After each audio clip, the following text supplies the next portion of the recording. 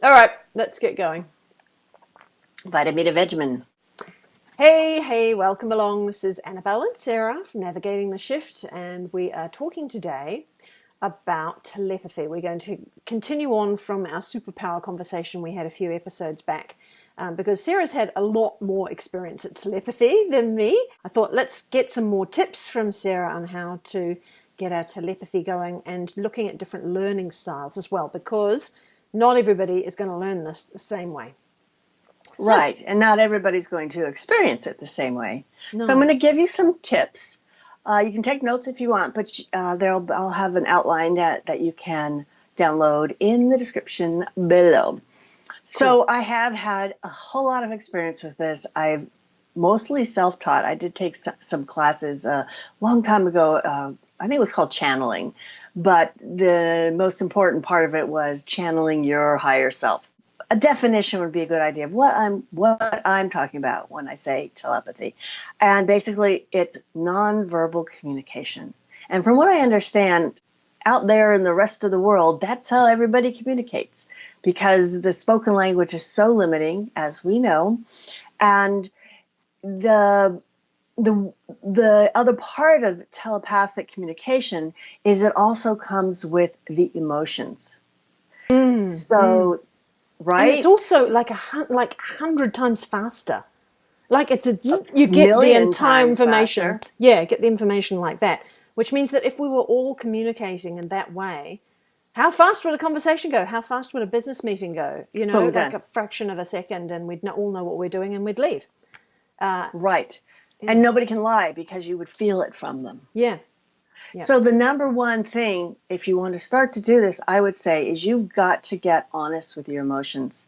If you are suppressing emotions, if you're not clear on your own emotions, you're going to have problems. It's going to be a challenge for you, because one thing, it's going to trigger this stuff to come up. It just naturally does. But also, if you're trying to not just receive information, but give information to somebody else, you need to be clean. You need to It's be like ethical, honest. isn't it? It's being honest with yourself. I think you just said that. Yeah. Yeah. And ethicalness is another part of it. If you are intent to communicate, depending on who you want to communicate with, some suggestions might be with your higher self or your divine self, with your soul team, your group that you incarnate with. There'll be supporters and supportees, mentors, and all those things within your group. It's just like in regular conversation, you wouldn't just burst into the room and go, "Hey, I want to ask you these questions." You know, it's like, "Hi, it's me, Sarah. Are you available to talk?" Just choose who you're going to communicate with. Don't just put it out there. Anybody who wants to talk to me, that's not a good idea. No. And some suggestions, your angels, your soul group, a specific person, maybe somebody who's passed. It can be animals. Yes, your cat. Oh, your dog. Yes, your horsey, your if horse. you have one. All kinds of good things, but do set that intent. Not everybody is going to receive information or send information the same way. There are basically 4 different, they call them learning styles, but it's communication styles. And the first one is visual, and that's what the majority of us are. So you are more likely, if we imagine a school situation, if the teacher writes it up on the chalkboard or the whiteboard, depending on how old you are, that is really helpful for you to see it up there. The second mode would be verbal or oral. You want to hear it. So if the teacher speaks it, you're more likely to assimilate it, understand it, and have it stick. The third way is tactile. Tactile. So those are the people who want to touch it. If rather than just seeing her write it up on the board or hearing the teacher talk, you want to do one of those little experiments. I remember watching kids who were just bored as crazy while the teacher was blah, blah, blahing on. But when we got those squids out there to dissect, all of a sudden they were hyper-focused, really in there. They were touching it and doing it. Yeah, That's I've got an example learner. of that too. As one of my sons, when he was quite small, I found that if I just sat him in a chair to run through his homework, he'd be like, But if I got one of those big yoga bouncy balls, and he'd sit on the top, and he'd be able to. I know that's movement, but he'd be able Slightly to. different, but Yeah, yeah. yeah. And also if I gave him like a pipe cleaner or something to play with, if he was fiddling with something, I could talk to him, and he would take it all in. If he was fiddling Exactly. with Yeah. something. So I think some schools are starting to do that. If they have things that kids can fiddle with, they always told us to stay still, but actually kids Right. learn a lot faster, some of them, if they've got something tactile to play with. One of my sons is like that too. He's very athletic and just needs to move. And his fifth grade teacher was pretty cool. She gave him permission to get out of the seat and move. You can go get a drink of water from the fountain in the back of the class. You can just walk around back there if you need to, because he would just like sitting still, being calm. He'd just Right. go out. And he's just graduated with a bioengineering degree from college. And I watched him study, and he could get 15 minutes of sitting and studying, and then he'd get up and get out the soccer ball and start kicking and kicking and kicking it and bouncing it against the front door, kick, and kicking it around. And then, okay, 5 minutes of that, he could sit down and study again. So that's more movement than tactile, Right. or kinetic or movement. That means you need your body to move, or you need to more like touch versus movement. Those are the two different things of those. Mm-hmm. And you're not going to be just one. You will be predominantly one and probably secondarily another one. But knowing what that is for you determines how you go about getting into that space, that mental mode where you can start to open up and perceive nonverbal communication. What about smell?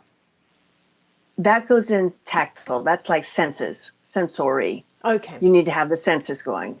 You can, other than verbal and hearing. It's like you want to smell it, you want to taste it, or you want to touch it, that kind of stuff. Because I've heard of that as well, of when people really want to study, for example, that if they find one particular essential oil or something that is never anywhere around the house, that if they smell it, then they know that's the cue to settle down and be focused.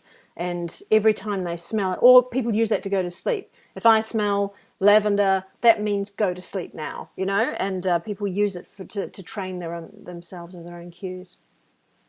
Right. They call that state-specific learning. It can be smell. It can also be drinking caffeine when you study. And then if you go to school, when you're taking the test, you want to also be drinking the caffeine. Yeah.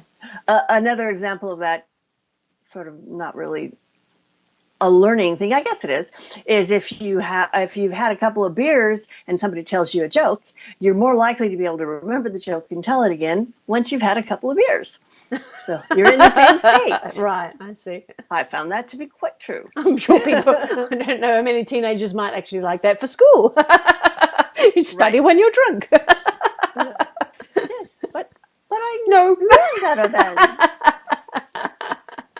But it's funny, once you have that first prompting, is that you only need a tiny little taste of it to get started, put you back in that space, I think, so if somebody found they had a couple of beers to do that joke, they even only need to smell the beer smell and then they remember the joke. It's like just a tiny prompt is all they need. Yeah. Well, that speaks also to one of the good ways to practice to learn this is repetition. You get to that place where you do have a specific pattern of ways of thinking or moving, breathing, etc., that shifts you so that you can train yourself. Okay, now I'm going to start with this, then I'm going to do this. I'm going to give some examples, what works for me, and some other ideas. And then it goes, okay, we're doing this now. And you're boom, you get into that state much more quickly. So what you want to do basically is get your brain waves into a frequency that's slower than the normal sort of daily range, which alpha is 7.5 to 12 hertz. And you want to slow that down, not so much that you're conked out. It's sort of in between sleep and awake. Think of it that way, which means you need to be very relaxed. So anything that you start with the relaxation techniques to get to there, whatever works for you. A lot of people might do some stretching. Let's again, if you're one of those movement people doing particular movements with your bodies. Breathing, of course, is really important. Just basically slowing down your breathing.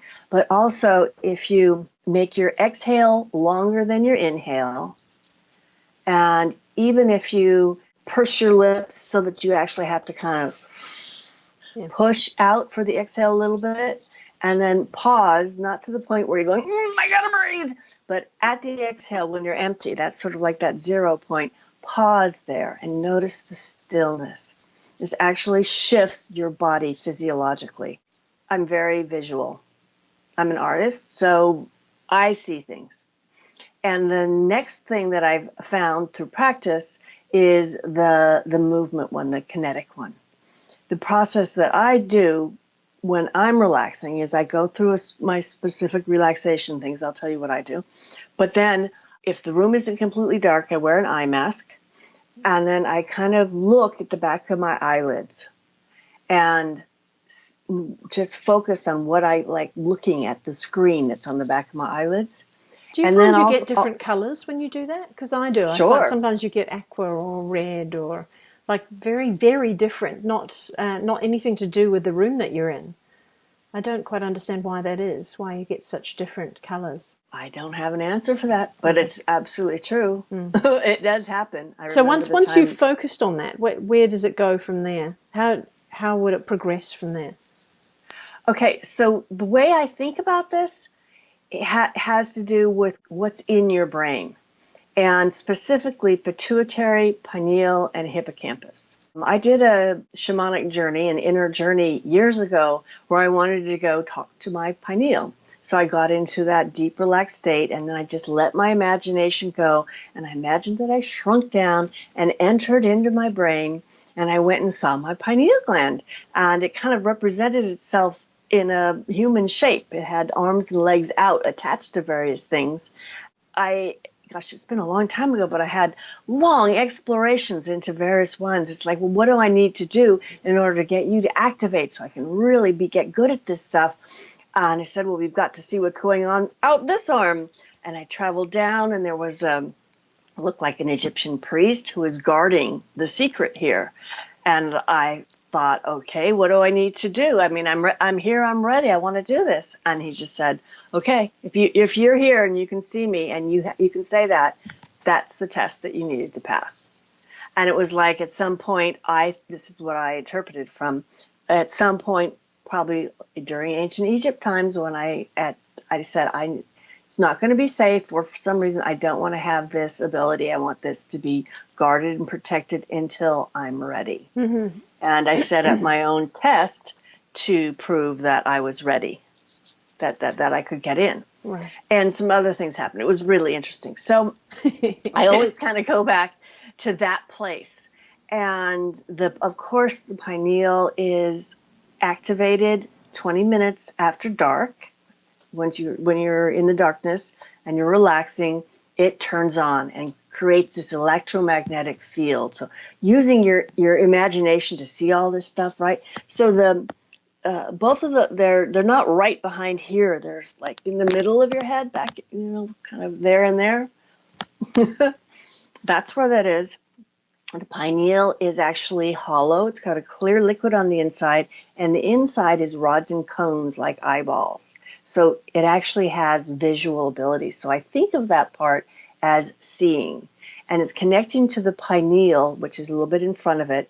But the way the hippocampus is shaped, it's got two sides, and it sort of goes around either side of the pineal, kind of like this.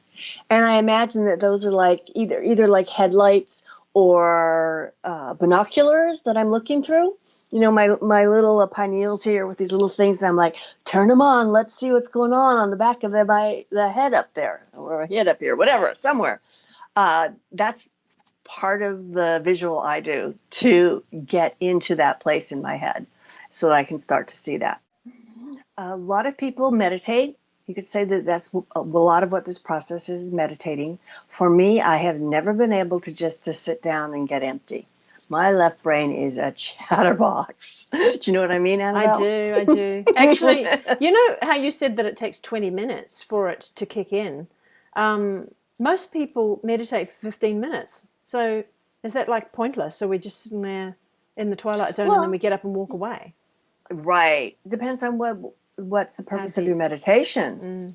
You know, you're getting relaxed, you're changing your physiology with the breathing, you're getting out of fight and flight into rest and digest. Those are all really good, important things. And what you're doing while you're meditating, if you're doing an inner inspection of your body and talking to your body parts and stuff, you know, but you're not getting to the zone, into the in-between zone. And beyond 20 minutes, you've got to stay awake as well. Yes. Yeah. That's another skill that just by practicing, I practice a lot. Well, I'll be taking people on long guided meditations and we'll go, you know, Annabelle, we'll go so far out there and it'll just be, whoa, but I've got to hold all this information and all these pictures I'm sending people to show them what I'm seeing and all of that, and still talk, right? Yeah. And it's just practice makes that skill be able to kick in when you need it. So getting back to the meditating. So what I have always done, sort of how I started this, is trying to find a way to get my left brain to shut up, didn't work. So I said, okay, I'm going into right brain. Looking back on it, I realized what worked for me was exactly using visual and movement skills. Because what I would do is I had this place in my imagination. It's in the Sierra foothills. It's this lovely meadow with a creek running through the center of it. And the horse that I had when I was a teenager will greet me. And I'll jump on his back and we'll go riding along. And sometimes he jumps the creek. And I have my inner temple there and a healing center and all this other groovy stuff. So I'm moving, and I imagine the way as the horse is galloping along. I'll sometimes gallop up into the hills, go visit Saint Germain or whatever. So that's using those two things. I'll go there, and that's what it does. It gets me out of that spinning left brain enough. So think of it sort of that way, trying to get into your right brain. Keep in mind, right brain is images and feelings. So that could be sensory feelings and also emotional feelings. So that kind of go there. That's sort of your hit. You want to get into that right brain. So the second part of what I do in my process is the movement part. So I'll be lying down. I'm not physically moving, but I'll start imagining that my body is moving. I've tried different things like making an arm move, but then I'd end up with my physical arm moving and it would pull me out of it. Right. So I just sort of start imagining this feeling of my body rocking like this. And eventually I'll just sort of get this little bit of a feel of it. And then the first time I was like, whoa, and popped right out. Okay, let's see if I could do that again. And I started doing that as a way to astral travel. So I would rock and then go whoop out of my body. But I don't always want to do that. But that sensation of that moving gets me into that really deep space. And it actually is very pleasant feeling. There's a certain sort of buzziness to it. So does this lead you to the telepathy then? You can have your conversations through there. Right. So you get into that place. And a couple of days ago, I was just lying on my side in my bed. And the way it felt like I was just rotating, spinning around, feet overhead horizontally. And it was just, I'm just spinning away here. This feels really good. And whatever that did, that shifted things around. And then I was able to go, okay, now I'm here. I want to talk to so-and-so tonight. Are you available? And got a lot of information that way. It was really fun. Mm-hmm. For me. So the information coming through to you, like you are going to be asking a question in your mind, and the information comes back to you in forms of images. Is that what you're saying? Is that the way that you usually receive? Good one. You'll get it back the same way as you receive it. Meaning, for me, I get a lot of visuals. And the other thing you want to do is start to train yourself to know what your visual symbols are. Certain colors, certain shapes, whatever.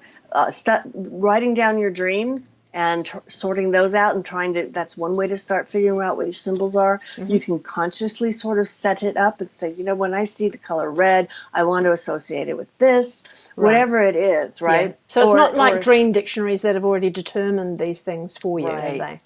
It's your own personal language. Yeah. And you already have it, so you can learn it, but you can also develop it along the way. That's how I do it. There's other ways, lots of other ways you can do it. The information will come back. People will hear things. And like you said, it's not, by the way, I wanted to tell you about what happened here and what was going. It's like, boom, it's up there instantly. Yeah, there's no farting around, right? Yeah. Right. Yeah. So you can hear things. Right. I know you've heard things, Annabelle. You've had words I seem to. I don't know what the strongest one is, because I seem to pick it up in lots of different ways. So, for example, I can remember right now a couple of times I've been out the back, hanging up washing, and I've had messages come through, and I thought, well, is it because I'm looking at the sky? I'm not sure. But then another time I was walking to my car and I got a very clear message, because I'd been very, very upset about a cue that I had missed, that I thought must have, put me in a totally different life path. And I was so upset.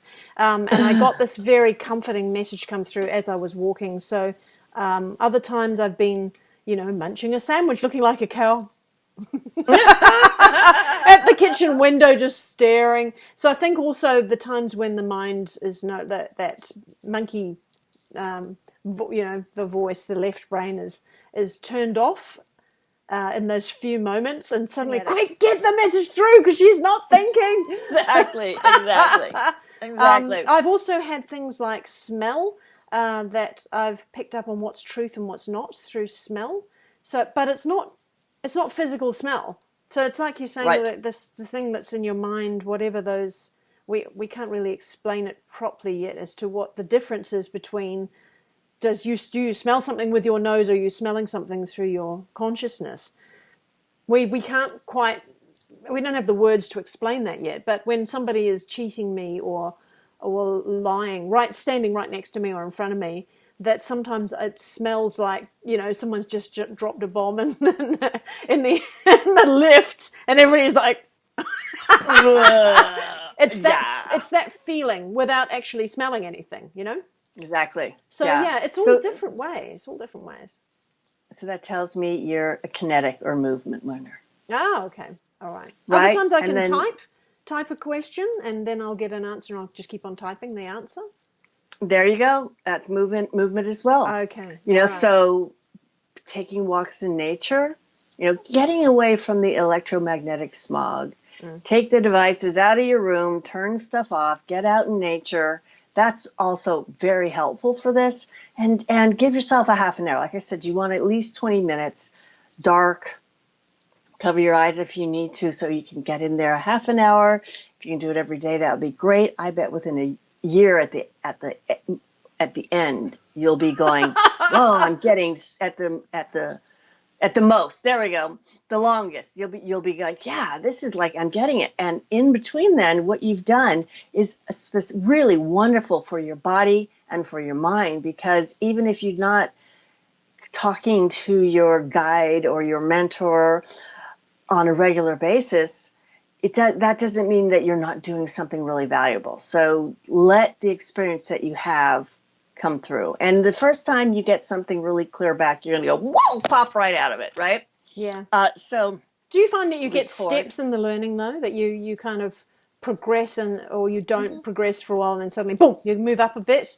Or for me, I found like I've moved up and I'm like so excited, woo, and then it doesn't happen again straight away. So it's, was that fluke? Did I just pick that up and I'm never going to see that again? Or that's the toughest thing. When we what have is those the learning moments curve? My experience, I think you're exactly right. We'll have that flash of insight, and then or it can also be that sense of, oh wow, everything's good. We're on the right path. Yeah. That feeling thing. Oh, I am one with God. That moment of that. And then it's gone, and you think, I'll never really get it back again, right? I think that speaks to Splash Out. Yeah. Because what a beautiful jewel that is, being dropped into your energetic vessel, to have that wonderful insight or that gorgeous feeling of oneness with God, and all the things that have prevented you from having that for all this time have got to be Splashed emptied out before you can do it some more. So practice, practice, practice. And all I can say.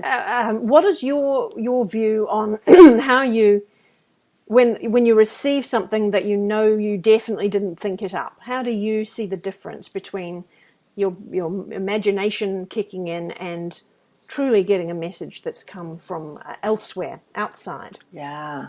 Well, one way is, like you said, it's like it's delivered, and I can actually kind of feel where it gets delivered. It feels like in my brain.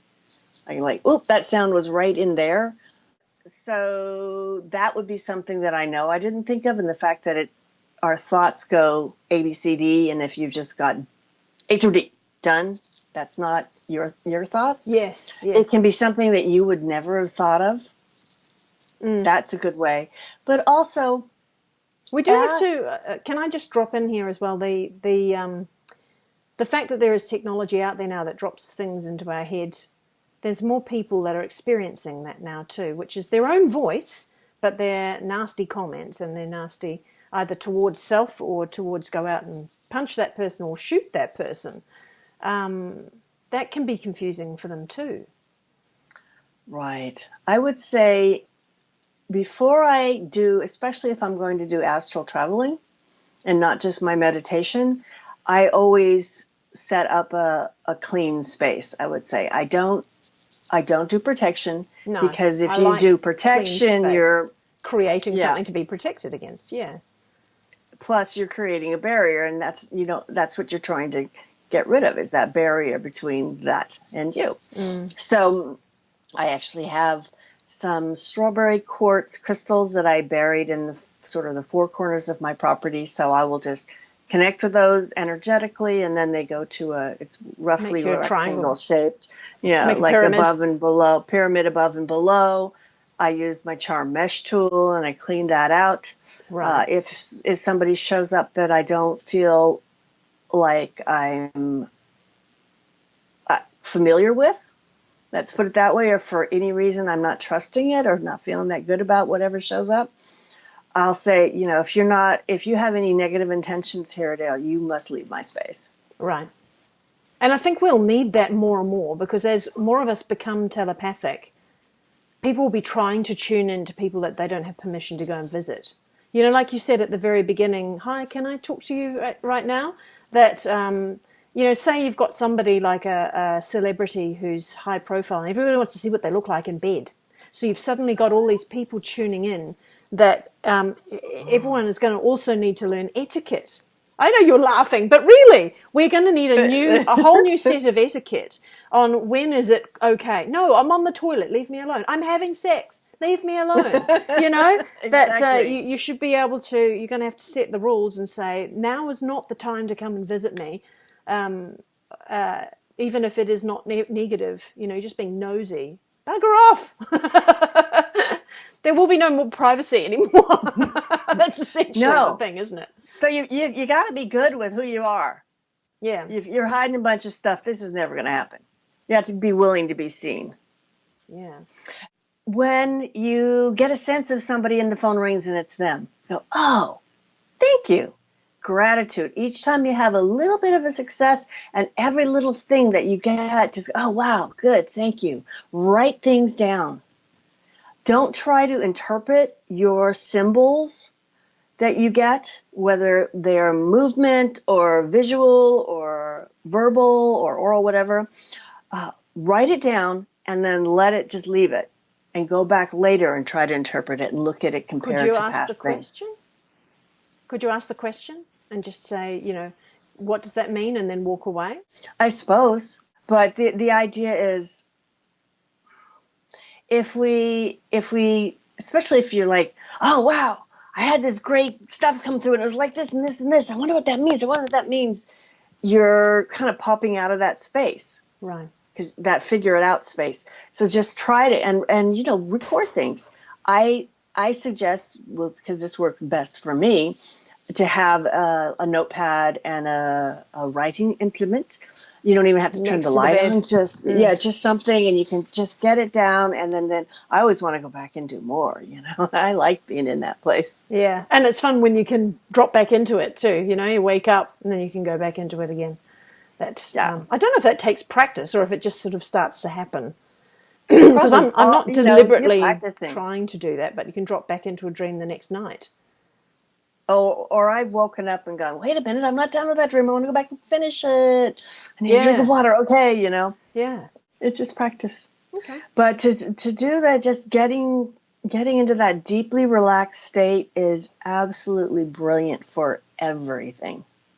Right. Mentally, emotionally, physically, and spiritually. That's why it's just like meditate, everybody. It's your number one thing to do is meditate in whatever way works for you. Yeah, it can be a movement thing. People can do it swimming laps or doing the gardening. What you mentioned, the washing dishes. So repetitive behaviors that don't require you to think about Brain. them. Yeah. Okay. If you're a kinetic person. Okay. Well, thank you for sharing that all with us. It's great. So if you've got any questions about what it is that we've been talking about and you want some answers from Sarah or anything I can contribute, just fill in the comments below and we will certainly help as much as we can. Love to hear your stories as well. Yeah. It's pretty exciting stuff. Okay. Lots of good things to look forward to. See you Till next then. time. Bye.